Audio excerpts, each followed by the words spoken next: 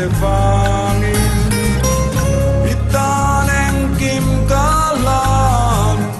katan en kim in lanangin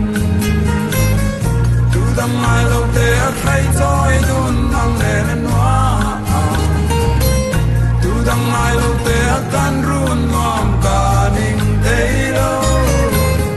tu dam mai lo te khai toi dun ang len wa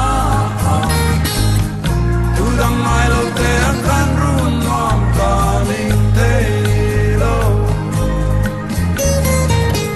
dam lo mang an nia ka bay don lai po in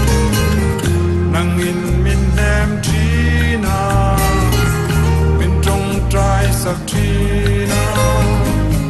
sai dam len un le mi min en kol phong trina kalome tu dam mai lo te rai toi dun nang len an wa tu dam mai lo te kan run ngom ka ning te lo tu dam mai lo te rai toi dun nang len an wa tu dam mai lo te kan run ngom ka ning te lo